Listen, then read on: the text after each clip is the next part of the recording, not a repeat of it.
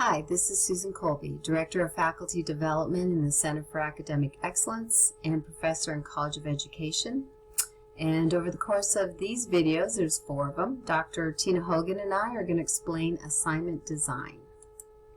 And in this first video, I'm going to provide you with an overview. Hopefully it can help you understand some of the benefits of redesigning an assignment, the specific model and the research that supports the model that we'll be using, what you can expect as you undertake this process, and the available resources that we have for you.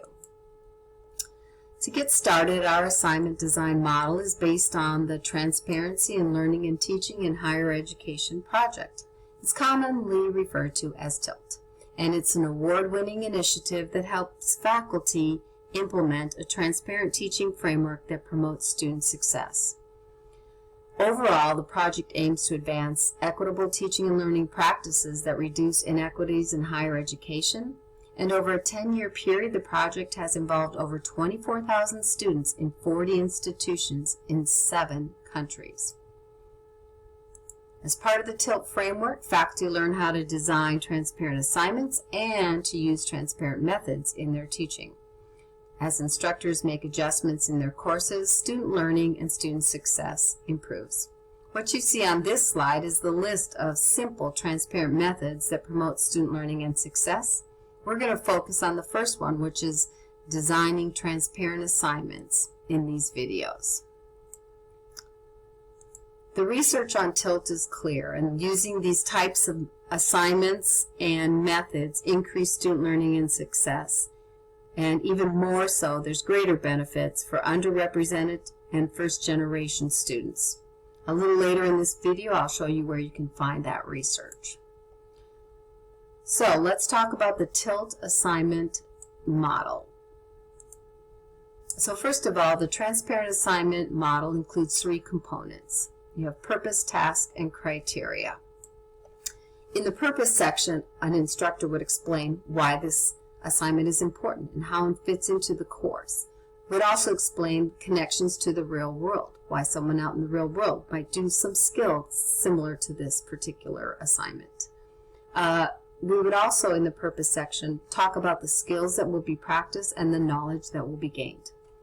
In the task section, an instructor outlines the steps that it'll take to complete the task and usually has the resources for students that they'll need to undertake the assignment itself. And in the last section of the assignment, the instructor will identify the criteria for success. This is often represented in a rubric, and it will help students understand what a quality product would look like. This is the assignment template, and it provides more information about each component with key prompts that will help you as you design this your assignment in this particular format. To give you a little bit of an idea of what this might look like, I'm going to show you a few examples from our Appalachian colleagues. This first one is from Bethany Mannon, and this is media analysis. You can see right away that the language to open this particular assignment is very engaging for students and to understand why this assignment would be important. And it talks a little bit about the skills and the knowledge that students are going to have to gain as they go through this project. I'm going to show you where these are available. I know you can't read all of this at this moment in time. You'll also notice then as we get into a task, the students are told exactly what they need to do step by step so that they can complete the project. What is interesting about this particular example is that she has an area in here where she talks to what a successful product would look like and gives a little bit of an overview of that. And then does provide a rubric for students to use to help understand what a quality product looks like. You can see she's weighted this rubric. Students are expected to understand the concepts that they've gained during the class. They also have to analyze as they go through this assignment. There's a little bit of weight on the the process itself, and then how they've crafted that thesis to begin with. So this is one assignment from one of our faculty at Appalachian. A second assignment is from Lillian Nave, and this is in first year seminar. This is a Your Name story. In this particular course, one of the competencies is an intercultural competency, and students are asked to really delve into and understand their own culture. You can see that Lillian's provided a little bit of a context and a purpose statement at the beginning. Identified the particular skills and the knowledge that students will learn as they undertake this assignment. A very clear delineated process and steps for the task that needs to be completed. She has formulated this in terms of questions so that students can keep track of what they're doing. What I like about Lillian's example here is the fact that she has provided her own example, one that she crafted about what an assignment might look like once it's completed.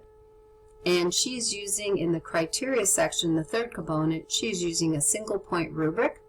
You can see how she's done that to evaluate these products. So that's the second example. And our last example is from Andrew Belmer and Court Baldwin in biology. And this is a biology lab report. I thought this was a nice example because they've created this lab report to be used every time they do labs with students during an entire semester. You can see the purpose statement, and rather than focusing on just the nuts and bolts of doing a lab, it's really talking to this idea that they're demonstrating their knowledge of laboratory techniques and protocols and their ability to analyze and interpret experimental data. So they have a very nice opening that talks to what students are expected to do over the course of these labs. You'll notice how they've crafted their skills and knowledge in 4 general areas. Very nicely done.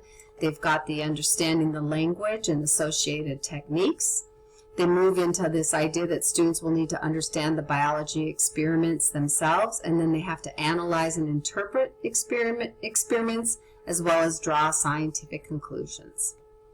Okay, they've done this a little differently because they're going to be using this lab guide over the course of the semester. They've actually used their tasks and included their criteria at the same time. So you can see that in each lab report they're expecting an introduction, and they obviously give specific information about that and provide prompts to students and questions about what they need to include in that section. They hope to see methods, which is a clear description of the methods that are used. In the results section, they would actually be looking for some definite results, and then that they have the figures and the tables that are needed to actually support their results, and then a discussion. So you can see how they've embedded their criteria within the task, which I think for something that is going to be used throughout an entire semester, this is kind of a nice way to think about how they might use an assignment design template to better meet the needs of their course. So a little bit about the process. When you undertake an assignment redesign, you can expect to spend a little bit of time up front on this, but it's definitely worth the effort. Students tend to develop better products from the onset with more explicit information about what's in it for me, what do I have to do, and how will I be graded. Students tend to actually put more energy into showing evidence related to the content versus trying to figure out how to interpret what a professor wants, because the assignment itself is much more explicit. And over time, the student learning that you collect from a tilted assignment can really help you to understand student learning collectively in your course, because it'll help you identify misconception and show areas of strength and areas that you need to improve in terms of teaching and they need to improve in terms of learning. So the other beauty of an assignment redesign is you can reuse this and improve it semester by semester. So just a few resources that we have that might help you as you redesign. The first thing is there is an assignment planning guide. You're going to see this in our Google site. This is just a place where you can write your notes and what you want to accomplish in each of these sections by following some of these prompts. And the second resource that we have is the one that you're probably in right now, which is the Assignment Design Google site with a lot of information. I'm just going to quickly walk you through the tabs. You're probably in the workshop overview, which has our series of videos and also the corresponding documents. It is helpful to know a little bit more about the TILT framework, and here's some videos from that particular site that you might be interested in. You will also notice at the bottom of this page that we have a lot about the TILT research itself. This is my favorite tab, I think. We're finally getting some examples from around App State, so you're welcome to use these as you start to create your own assignments. The rubric tab, when you get to the third part, some real helpful resources. Creating rubrics is hard work, or even just checklists, so you might want to look at that tab and see what there is that can help you. Transparent methods, once you get your assignment redesign completed, you might want to check this page out to understand what are some of the methods you can use while you teach that will also promote student success. And then the last few tabs are just informal assessment ideas and some feedback and grading ideas. So they're there for you as you start to think about assessment in your course in general. So the next 3 videos will really give you a little bit more information about the purpose, about the task, and a little bit about the criteria for success. So we do hope that you'll have a lot of success as you redesign your assignments. Do reach out to us if you have any questions, and good luck.